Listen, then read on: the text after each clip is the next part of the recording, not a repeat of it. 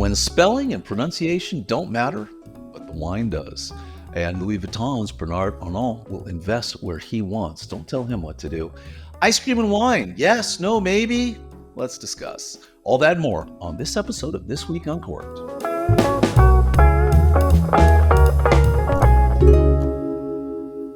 Well, hello and welcome to episode 47 of This Week Uncorked for Monday, June 9th, 2025. I'm Brett Martin from Cork and Journey, your number one source for Corkage fees, wine reviews, restaurant reviews, winery reviews, gadget reviews, and more. It goes on and on and on. That's all over at corkandjourney.com. And with that, let's get right on into this week's wine news.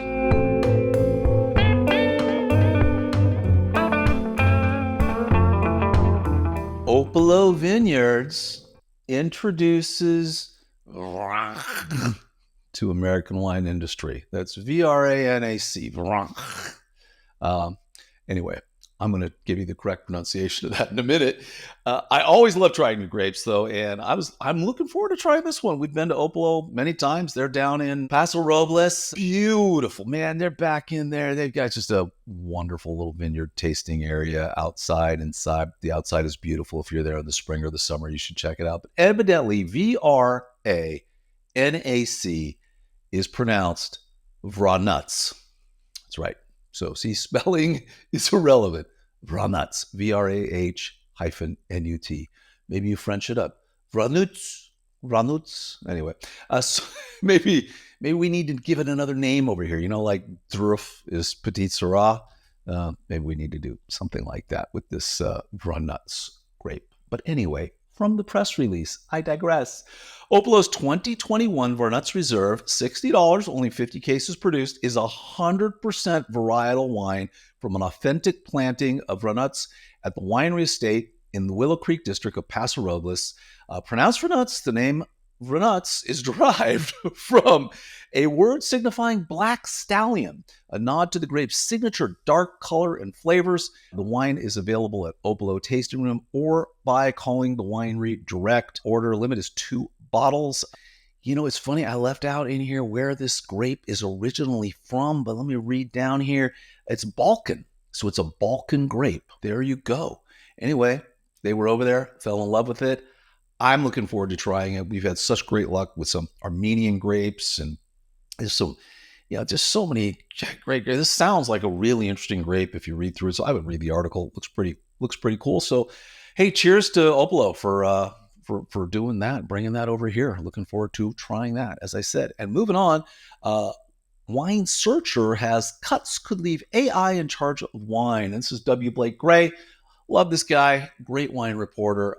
Basically, cuts to the TTB, which is the Alcohol and Tobacco Tax and Trade Bureau, could lead to delays and other issues. What really struck me is what they focus on is just completely useless.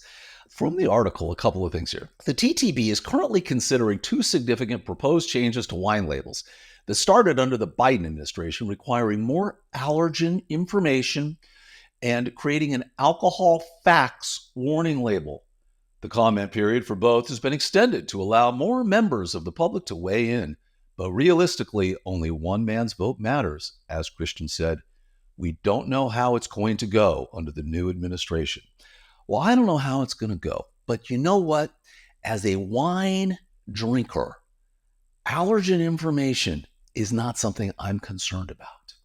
And an alcohol warning cancer label is not something that I'm concerned about, nor is 99% of the American population who's buying a bottle of wine. What I would like to see on the label is how about some details? How about alcohol content? How about how much sulfates were added to it? How it was made? How it was fermented? Was artificial yeast used? Was natural yeast used? Oak barrel, steel? All those kind of things. How long it sat? What did they do? Interesting information that wine consumers might actually care about. Or if it says red wine, what's the mix, right? Tell me, what did you do here? Is it a GSM? What's the percentage of Grenache? What's the percentage of Syrah? What's the percentage of Mourvedre? Let me know. Those are what I would like to see on the label. It's kind of like the ingredients and how it's made. It's like what you have on food. I would like to see that.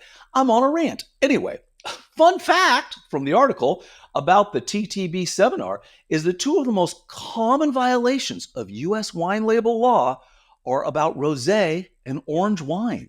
A winery calling its wine either of those will get its label rejected. Because, as a consumer, if a wine says rosé, we're so confused by that, or orange wine, we just don't even know. Here's why. Rosé is a color. It does not need to say rosé wine, Christian said. Orange wine is a fruit wine under TTB regulations. Yeah, well, that thing's changed, TTB.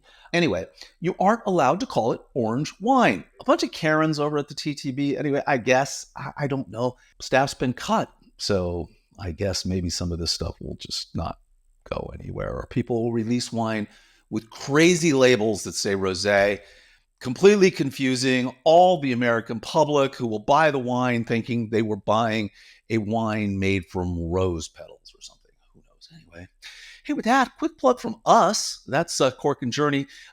We are the number one source for Corkage fees. We also have all those restaurant reviews, wine reviews. We want you to check those out as well. But if you're looking to go to a restaurant and you say, hey, I wonder what the Corkage is there, head over to corkandjourney.com and you can search for the Corkage right on the homepage. You can search by restaurant name. You can search by location. You can search by zip code. So many ways to look for your Corkage fee. Also, if you find an error, you can report the error. Let us know what that is. We would love to know. We try our best to keep us up to date. We have staff working on it, calling people. People change their mind. They change their prices. So check it out. Anyway, you can head over to corkandjourney.com and find the Corkage fee you are looking for. Grab that bottle, head out to your favorite restaurant, and enjoy. And with that, moving on with the news, Politico has an article. Bernard Arnault, he is the chief mucky muck over at LVHM, which is Louis Vuitton, Hennessy. They own quite a few wineries, Chateau Yquem, Cheval Blanc, Joseph Phelps, just to name a few. So it's interesting to see his pushback. Basically, Macron was saying, freeze all your investment in the U.S. while this tariff thing is going on. That'll show the U.S. And Arnault said, you know what? You stay out, get out of my face. I'm going to do whatever I want to do, and I will invest in the U.S. if I want. And he's interesting in that he has played both sides of this. He's a big friend of Macron. He's a friend of Trump's, and he's a friend of the U.S. Kering, the CEO, François-Henri Pinault, told the French senators last week that it would make no sense to have Gucci bags made in Texas. A clear shot at the LVMH factory that was opened in Texas during Trump's first term. Arnault hit back during a Senate appearance, noting that Kering sales in the U.S. were dropping while LVMH's were going up. Just interesting. As the trade wars go on, the tariffs go on, people are taking sides. One thing people aren't talking about, Canada, they're not buying any U.S. alcohol at all. Still not in the stores. Talking to a friend of mine. Not in the stores, not there. They haven't let up. That was a week ago. If it's changed, let me know. But I tell you what, absolutely crazy. So hopefully all this settles down and everybody's calm. We will see. And wrapping up the news this week, Wine Pair has the oh-so-serious article on the issue, wine and ice cream are a terrible pairing. So why are bars selling them side by side? Well, I've never seen a bar selling them side by side.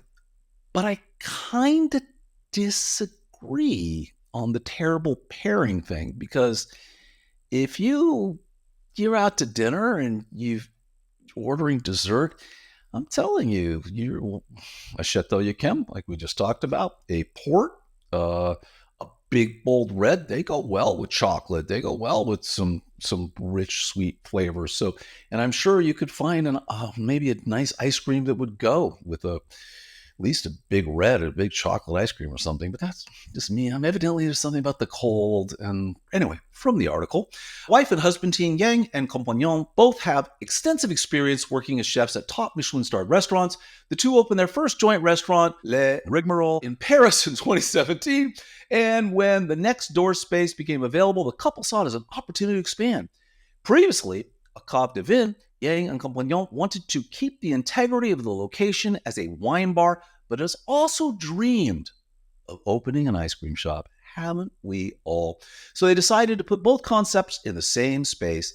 A lot of people poo-pooed the idea at first. Sugar breaks your palate and cold breaks your palate. The equation doesn't make sense, Yang says. For us, it was just the sharing of two of our passions. When people come in at this point, it isn't to pair wine and ice cream together. We have good ice cream, we have good wine, and do with it what you want. Well, you know what? Shout out to them. Just a crazy couple having an ice cream and wine bar. So this whole thing, they're popping up. Why? We've got one. Maybe there are others. Who knows? All right, moving on. Let's go to our wine and winery of the week.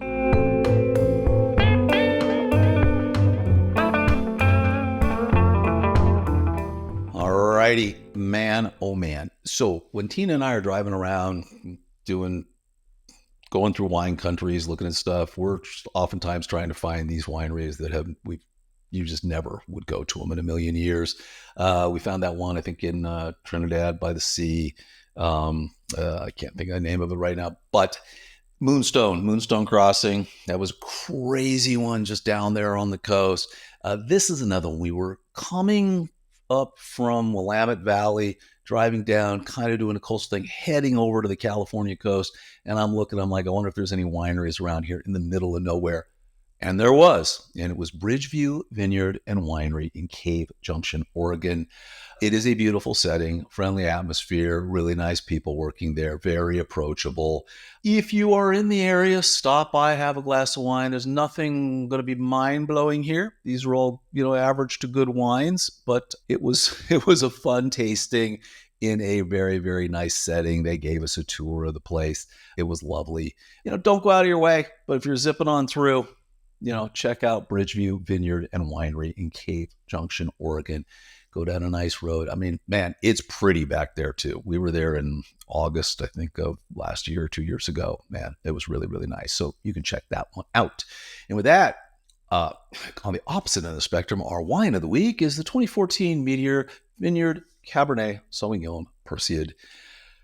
Killer. It's $150 a bottle. You can find it for much, much less if you look around on Wine Searcher. We rated it 94 points. Decanter gave it 94 points. Jeb Dunnick gave it 93 points. Vinois gave it 93 points. It's a premium tier wine. It can probably go a whole nother decade, but it is well worth every penny. So get yourself... if you can get your hand on a bottle of this, it's worth trying. I'd give it a good hour plus decant, and you can't go wrong. So anyway, probably 2 hour decant actually is more like it. And with that, let's move on to our restaurant and Corkage of the week.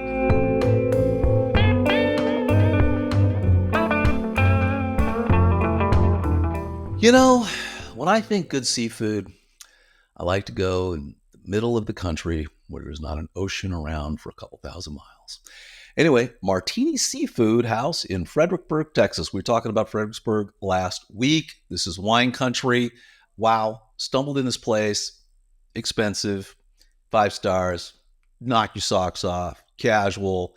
Great seafood in the middle of Texas. Who knew? Who would have thunk it? Everything we had was absolutely great. And so I highly recommend it. We sat at the bar. Just wonderful restaurant. So wine country's booming. Fredericksburg's booming. DOIs are up in Fredericksburg. Check out last week's episode if you want to know what I'm talking about. So please be careful when you're there. But just another great place to eat when you're in Fredericksburg, Texas. So with that, also, strangely enough, they do have a corkage policy.